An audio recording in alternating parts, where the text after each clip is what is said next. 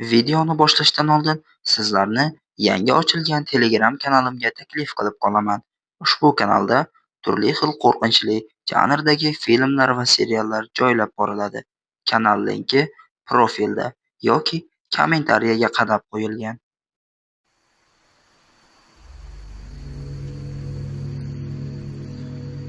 Yosh yigit ishdan chiqib uyiga qaytayotgan edi.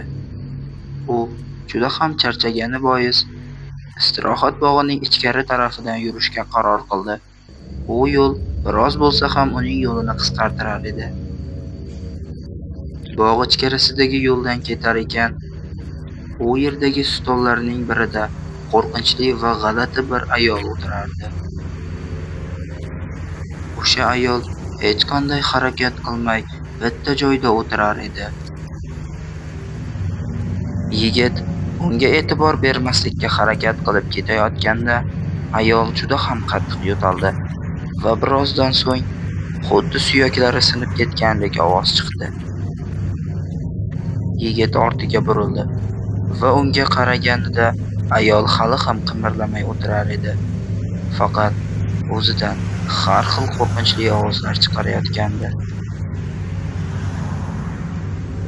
U ayolni e'tiborsiz qoldirib o'z yo'lida davom etdi. Yigit keyingi stolda o'sha ayolni yana ko'rdi. U qimirlamay bitta joyda o'tirib, bir nuqtaga termilib turardi. Kanalimga obuna bo'lib, videoga like bosishni esingizdan chiqarmang. Yigit juda ham qattiq qo'rqib ketdi. U keskin harakat qilmay ayolni aylanib o'tdi. Yigit uning yuzini ko'rish uchun ortiga qaradi va yana o'sha qirsillagan ovoz chiqdi. Haligi dahshatli ayol yigit tarafga burildi, lekin uning yuzi ham soch bilan qoplangan va yuzini ko'rishning iloji yo'q edi. Sen mening yuzimni ko'rmoqchi bo'lding. Yuzimni ko'rmoqchi bo'lsang, o'yningni sindirishingga to'g'ri keladi.